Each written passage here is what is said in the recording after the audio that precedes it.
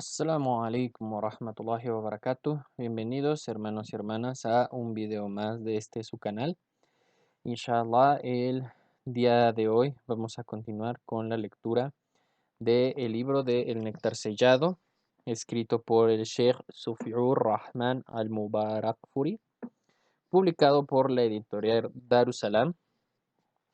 En el capítulo anterior hablamos un poco sobre quiénes fueron las tribus árabes, cómo se distribuían, cuáles fueron estas principales tribus y también nos vislumbró el origen, ¿no? Y la descendencia, de dónde desciende el profeta Muhammad sallallahu alaihi wasallam, que es principalmente de las tribus arabizadas, o sea, de el profeta Ismail alaihi salam y por lo tanto de la descendencia del profeta Ibrahim alaihi salam. En el capítulo de hoy continuaremos con el capítulo número 2, que es el gobierno y autoridades entre los árabes. Bismillahirrahmanirrahim. Cuando hablamos de los árabes anteriores al Islam, vemos la necesidad de dar un panorama general de la historia de sus autoridades, gobiernos, sectarismo y de la religión predominante que tenían, de manera que puede facilitarnos la comprensión de las circunstancias que rodeaban el momento en que el Islam tuvo su aparición.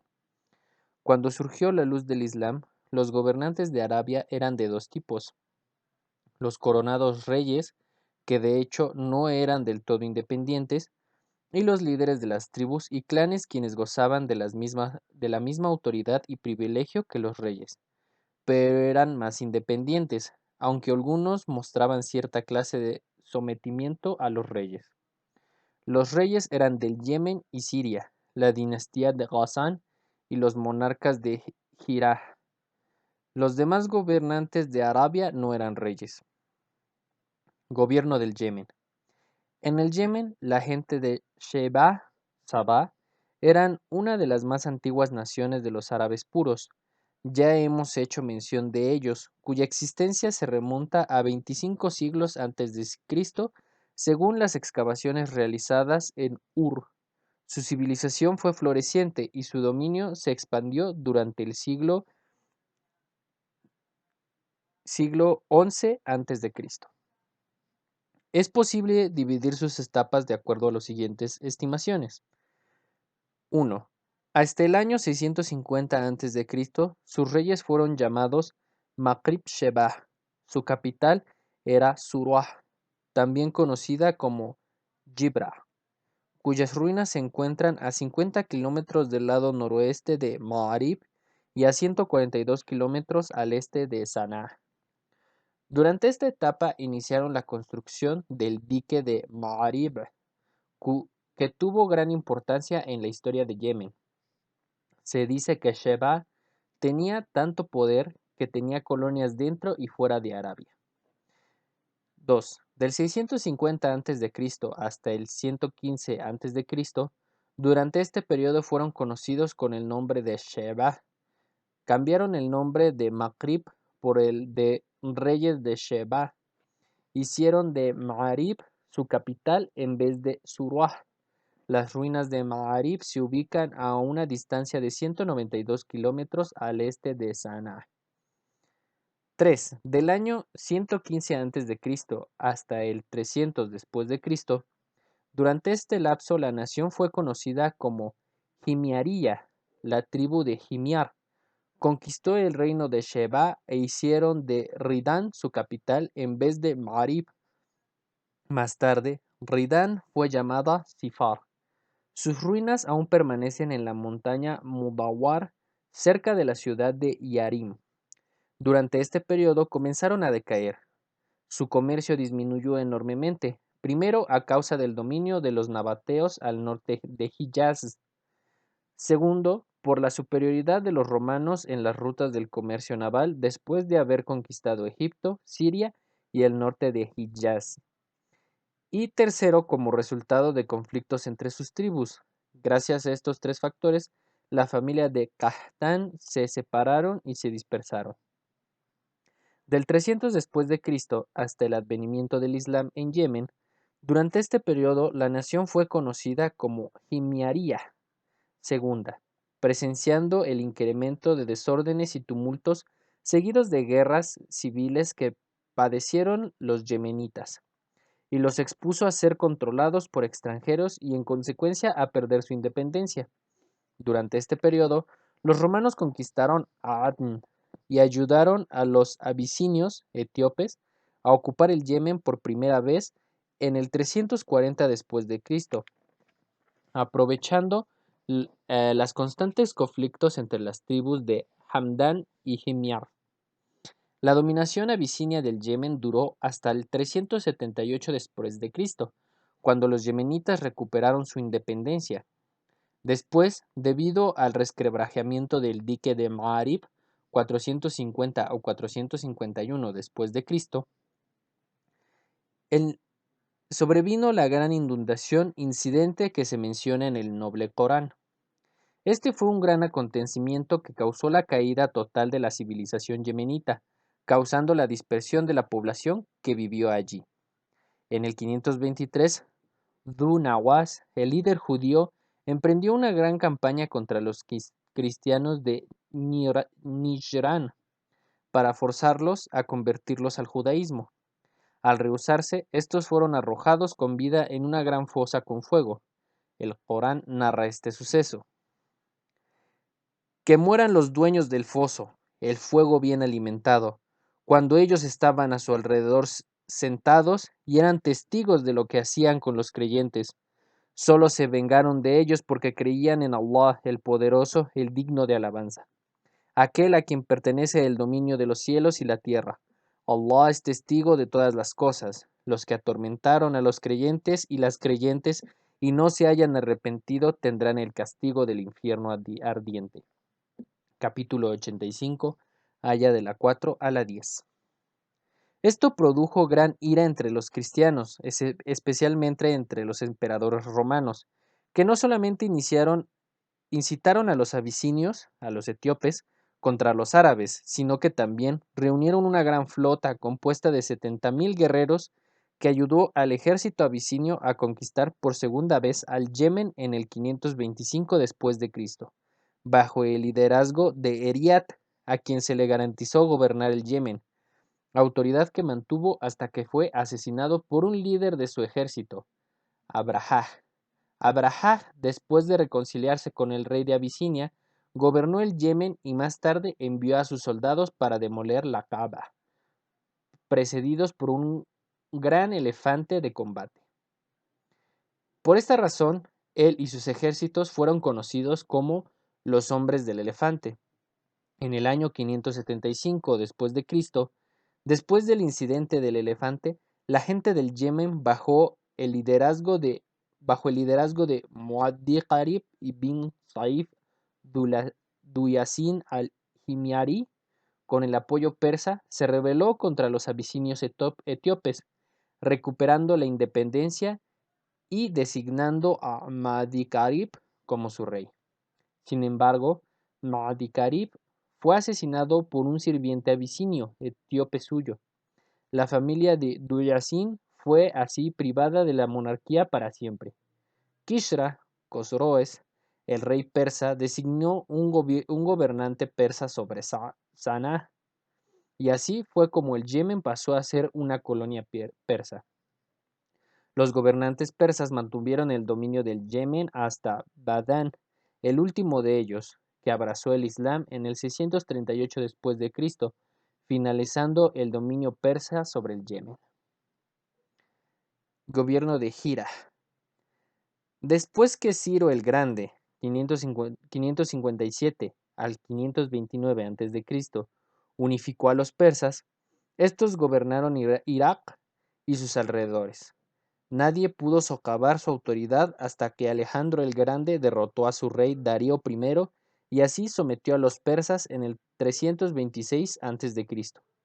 Las tierras persas fueron desde entonces divididas y gobernadas por reyes conocidos como los reyesuelos, un periodo que duró hasta el 230 después de Cristo. Mientras tanto, los árabes de Qahtán ocuparon algunos territorios iraquíes, seguidos de los adnanitas que compartieron algunas comarcas mesopotámicas. Los persas, bajo el liderazgo de Ardashir, quien estableció el estado sasánida en el 226 después de Cristo, recuperaron suficiente unidad y poder para dominar a los árabes que vivían en las regiones cercanas a su reino, forzando a la tribu de Qudaa a retirarse hasta Siria, dejando al pueblo de Hirah y Ambar bajo el dominio persa. Durante la época de Ardashir, Yudaimah al-Wada ejerció su mandato en Hirah y en el resto de las zonas desérticas de Irak, incluidas Rabia y Mudar en Mesopotamia. Ardashir había considerado que era imposible para él reinar directamente sobre los árabes y evitar que atacasen sus fronteras, a no ser que designaran como reyes a uno de ellos que tenga el poder y el apoyo de su tribu. También los utilizó contra los reyes bizantinos que constantemente lo acosaban. Al mismo tiempo, los árabes de Irak podían enfrentarse a los árabes de Siria que apoyaban a los reyes bizantinos. Sin embargo, creyó conveniente mantener un batallón persa bajo las órdenes del rey de Hirá, para ser usado contra aquellos árabes que pudieran sublevarse contra él. Después de la muerte de Yudaimah y durante la época del Kisra Sabur bin Ardashir, Amari bin Adin bin Nasr al-Lashmi fue gobernante de Hirá y Amber del 268 al 288 después de Cristo. Los reyes de Lashm gobernaron Hirá hasta que los persas coronaron a Qabad bin Farus, en cuyo reinado aparecen alguien llamado Mazda, quien degeneró la vida social. Qabad y muchos de sus súbditos abrazaron la religión de Mazdak, el mazdeísmo, e inclusive convocaron al rey de Hiram para que la siga. Al-Mundhir bin Ma'a az-Zama, del 512 al 554, cuando este último por orgullo y amor propio rehusó a su llamado, Qabad lo destituyó y en su lugar designó a Haris ibn Amr ibn Hajar al-Kindi, quien sí aceptó la doctrina de Mazdak. Tan pronto como Kishra an-Nusayrun sucedió a Qabad, debido al odio que le tenía a la filosofía de Mazdak, asesinó a Mazdak y a varios de sus seguidores, restituyó el trono de Hirá a Maudir y dio órdenes de arrestar a Haris, el cual buscó refugio en la tribu de Al-Qalb, con el que pasó el resto de sus días. Los hijos de Al-Mundhir ibn Ma'a az-Zama mantuvieron su reinado por mucho tiempo hasta que An-Nu'man ibn al-Mundhir tomó posesión. Por una calumnia propagada por Zaid bin Adi al-Abadi, el rey se enfureció con An-Nu'man y lo citó en su palacio. An-Nu'man fue en secreto a Hani ibn Mas'ud, jefe de la tribu de Shayban, dejando a su familia y fortuna bajo la protección de éste, para entonces así presentarse ante el rey, quien inmediatamente lo encerró en prisión, en donde murió. Kishra entonces colocó a Iyas bin Qubayza at-Ta'i como rey de Hirá. A Iyas se le ordenó decir a Hani bin Mas'ud que entregara el cargo que ocupaba en el lugar de An-Nu'man, el rey Kisra. Ni bien recibido el rey persa la noticia de la negativa por parte del jefe árabe, declaró la guerra a la tribu de Sha'ban y movilizó sus tropas y guerreros bajo el mando del rey Iyas a un lugar llamado Diqar, donde tuvo lugar una feroz batalla en la que los persas fueron derrotados por los árabes por primera vez en la historia. Se registra que estos hechos ocurrieron poco después del nacimiento del profeta Muhammad sallallahu alaihi wasallam, 8 meses después de que Iyas bin Qubaysha tomara posesión de Hirá.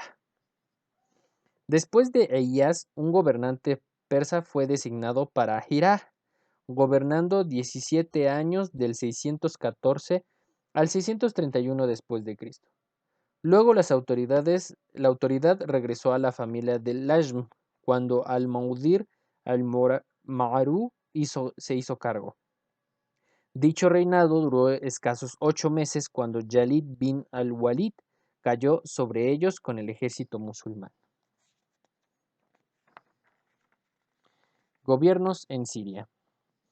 Durante el proceso de emigraciones tribales, algunas tribus de Qadah llegaron a las fronteras de Siria, donde se asentaron estas tribus pertenecientes a la familia de Sulayh bin Halwan, siendo su descendencia los hijos de Daj'am bin Sulayh, conocidos como Ad-Daja'imah.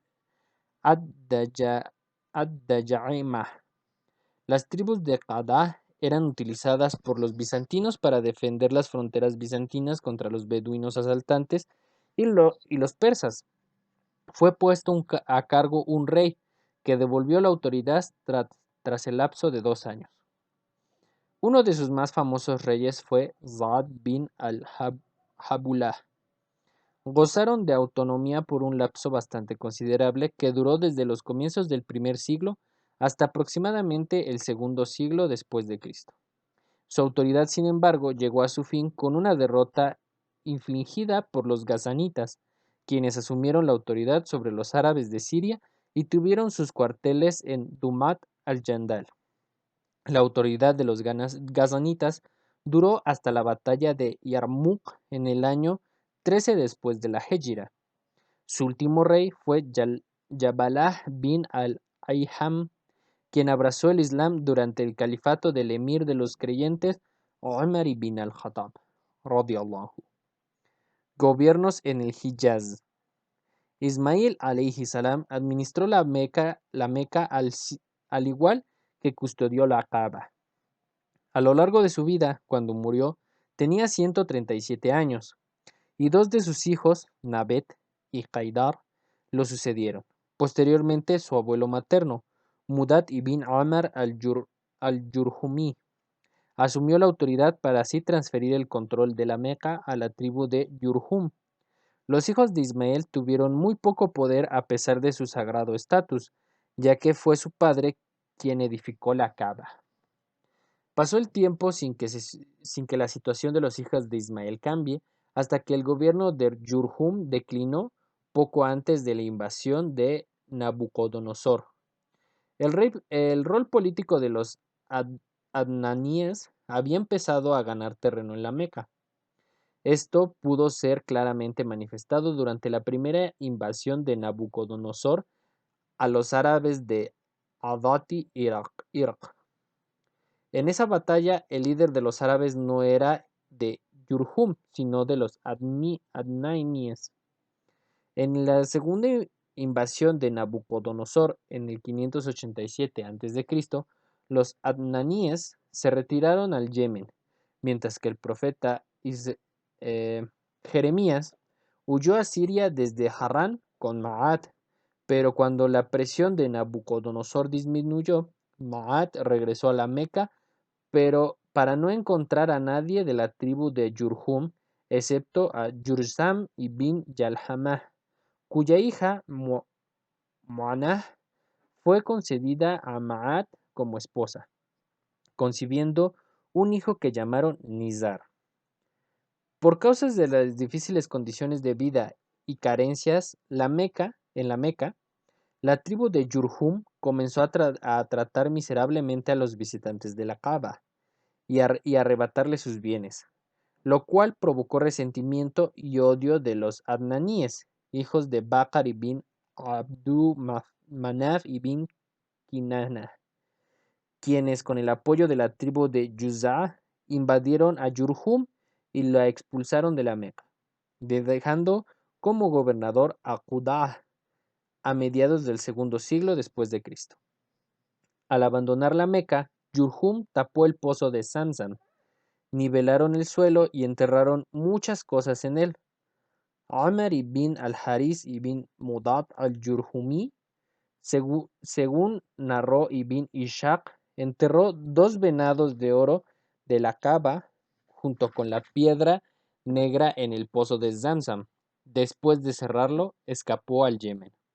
Se estima que hubo 20 siglos entre Ismael alayhi salam y el nacimiento de Cristo alayhi salam, del profeta Isa alayhi salam.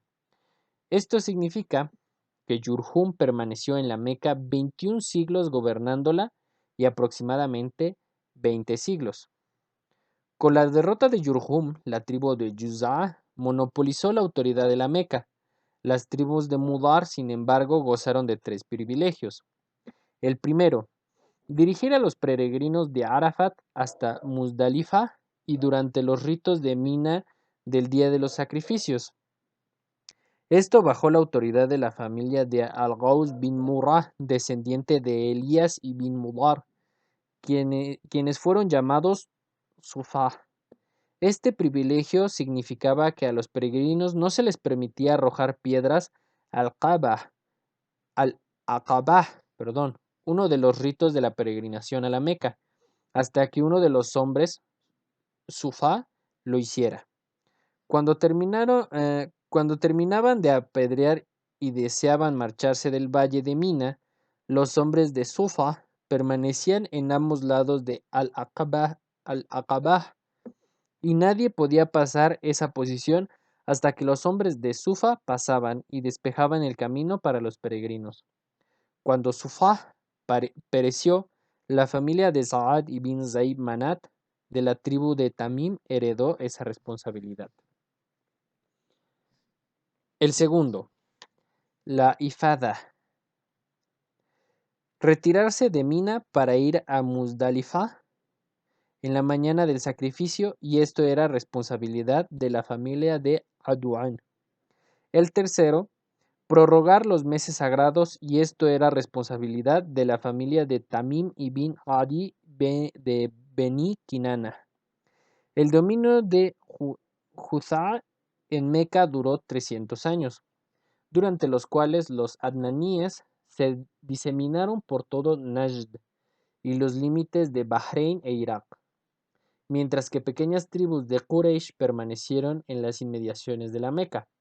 Estas eran Halul, Sarim y varias familias de Kinana. No gozaron de privilegios en la Meca o en la casa sagrada hasta que apareció Qusay ibn Qilab, cuyos padres se dice que murió cuando éste era un bebé y cuya madre se casó más tarde con Rabi'ah ibn Haram, perteneciente a la tribu de Bani Udhlah. Rabi'ah trasladó a su esposa y a su bebé a la tierra natal en la frontera con Siria. Cuando Qusay se hizo joven, volvió a la Meca, que por aquel entonces estaba gobernada por Hulaylay ibn Habsha de Judah, quien entregó a su hija Joba como esposa a Qusay. Después de la muerte de Hulayl, estalló una guerra entre Yuza'a y Quraysh, haciéndose cargo Qusay de la Meca y la casa sagrada. Hay 3 versiones respecto al motivo de esta guerra. La primera, habiendo notado la creciente expansión de su descendencia, el aumento de sus bienes y de su respetabilidad después de la muerte de Hulayl, Qusay se encontró a sí mismo más merecedor de asumir la responsabilidad de gobernar la Meca y custodiar la casa sagrada que la tribu de Yuza'a y Bani Bakr. También fue partidario de que los Qurayshíes, los descendientes de Ismael, fueran los jefes. Por lo tanto, consultó a algunos hombres de Quraysh y Kinana, expresándoles su deseo de expulsar a Yuza'a y a Bani Bakr de la Meca, y estos lo apoyaron en su decisión. La segunda, Yuza'a alegó que Hulayl encomendó a Qusay el mantener la custodia de Al-Kaaba y la autoridad de la Meca después de su muerte. La tercera, Hulayl le adjudicó el derecho de servir la Kaaba a su hija Joba y nombró a Abu Ghubsan al-Huzai para que fuese el representante de ella. Cuando murió Hulayl, Qusay compró este derecho con una odre de vino, lo cual disgustó a los hombres de Juzá, y estos trataron de sacarle a Qusay la custodia de la casa sagrada. Sin embargo, Qusay, con la ayuda de Quraysh y Kinana, logró recuperarla e inclusive expulsar completamente a Yuza'a de la Meca. Cualquiera que haya sido la verdadera razón, todo el asunto terminó en la privación de los Sufa de sus privilegios antes mencionados, la expulsión de Yuza'a y Bakr de la Meca y la transferencia del gobierno de la Meca y de la custodia de Sagrado Santuario a Qusay, después de feroces combates entre Qusay y Yuza'a. Luego llegó la reconciliación y la mediación de Ya'mur bin Auf de la tribu de Bakr, cuyo veredicto legitimó la autoridad de Qusay sobre la Meca y la custodia de la casa sagrada, no haciéndolos responsables de las muertes de los Yuza ni de indemnizar las muertes de los Yuza y Banu Bakr. Qusay comenzó a gobernar la Meca y la casa sagrada en el 440 después de Cristo. Esto le permitió a él y posteriormente a Quraysh poseer el absoluto control de la Meca y la incuestionable custodia de la casa sagrada. Qusay trajo a sus parientes a la Meca para habitarla, permitiendo a Quraysh vivir en algunos lugares. An-Nuza'a, las familias de Safwa, Adwan y Murrah bin Auf preservaron los mismos derechos que solían gozar antes de su llegada. Una acertada medida emprendida por Qusay fue establecer la casa de An-Nadwa, la casa de la asamblea, al lado norte de la Kaaba, sirviendo como lugar de reunión de Quraysh. Esto benefició mucho a los quraishíes porque permitió unificar opiniones entre ellos y solucionar cordialmente sus problemas. Qusay gozó de los siguientes privilegios de liderazgo y honor. 1. Presidir las reuniones de An-Nadwa, donde se consultaban y trataban los asuntos importantes y se constituían los contratos matrimoniales. 2. El estandarte de guerra. No podía haber declaración de guerra sin su aprobación o la aprobación de sus hijos. 3. El liderazgo de las caravanas.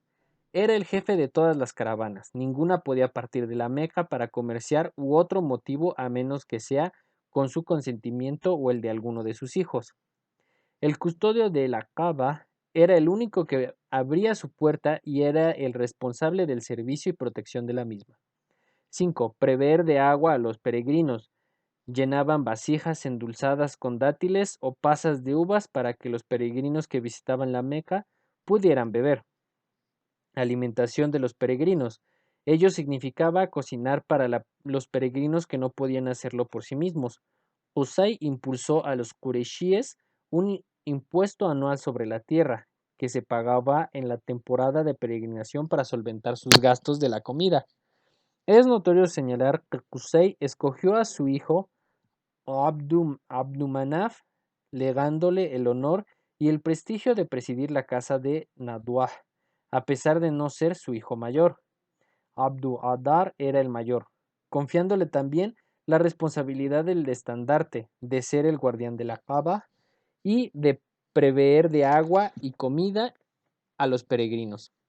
Debido a que las acciones de Qusay eran consideradas incuestionables y sus órdenes inviolables, su muerte no dio lugar a conflictos entre sus hijos, pero más tarde sí lo hizo entre sus nietos.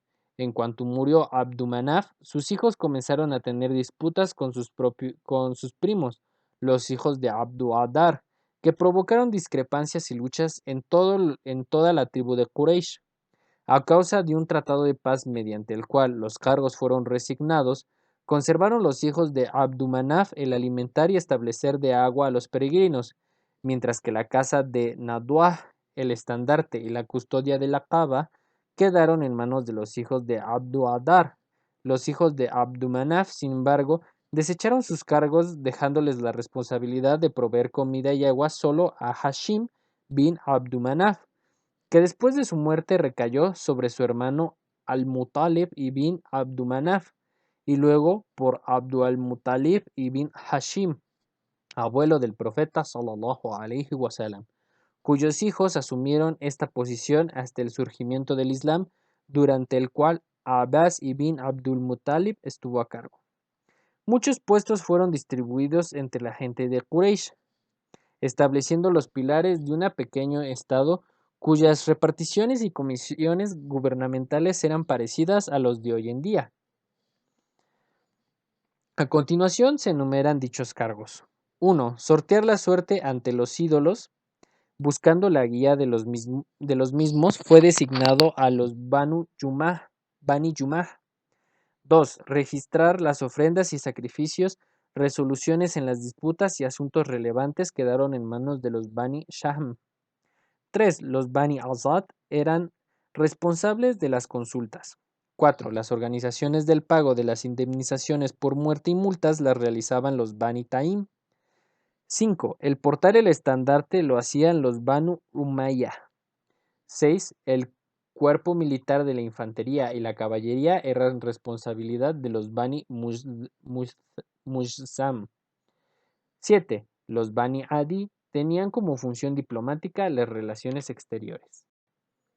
Los reinos panarábigos. Anteriormente mencionamos la emigración de las tribus de Qahtán y Adnán y la división de Arabia entre estas dos tribus.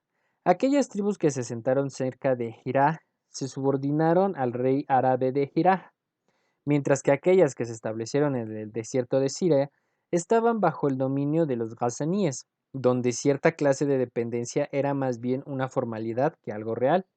Sin embargo, aquellos que moraban en el inhóspito desierto gozaban de una total autonomía. De hecho, estas tribus tenían autoridades elegidas por ellos mismos, que era una especie de semigobierno basado en la solidaridad tribal y el interés común en la defensa de la tierra y la propiedad. Los jefes de las tribus gozaban de similares privilegios dictatoriales a los de los reyes, lo que les concedía completa obediencia y sometimiento tanto en la paz como en la guerra.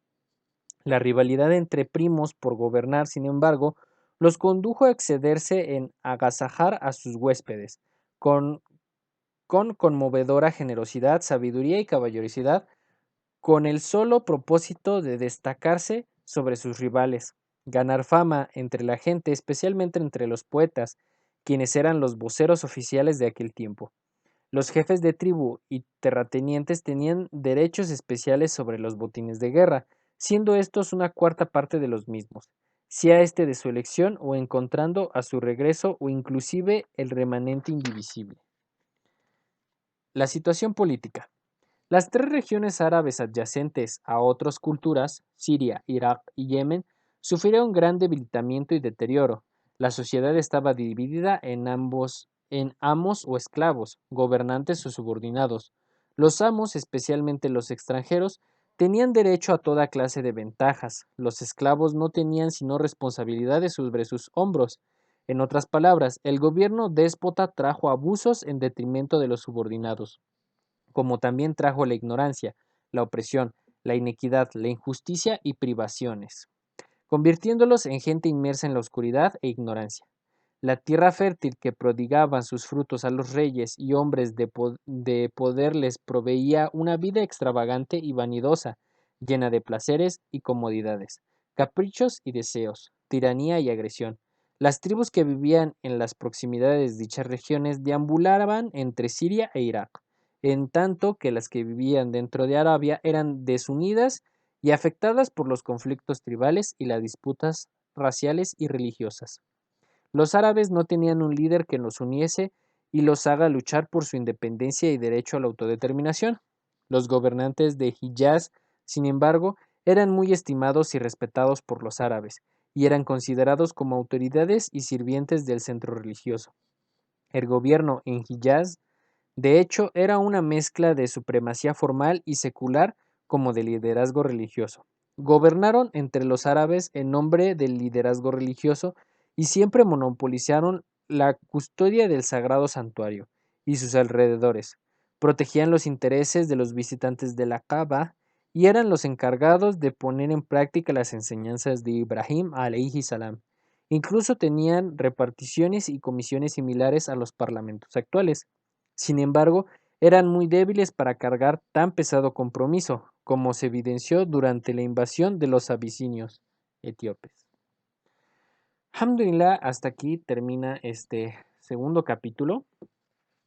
Inshallah, espero que hayamos aprendido mucho el día de hoy, cómo el profeta Muhammad sallallahu alaihi wasallam y su familia siempre estuvieron conectados a el sagrado santuario, a la ciudad de la Meca y el cuidado de la Kaaba, y también cómo era la situación de los diferentes reinos cercanos a el sagrado santuario y que en realidad no son muy diferentes a nuestros días de hoy. Esperemos que esto sea muy beneficioso para ustedes, para nosotros, para todos los musulmanes que vean este video. Jazakallah khairan, assalamu alaikum wa rahmatullahi wa barakatuh.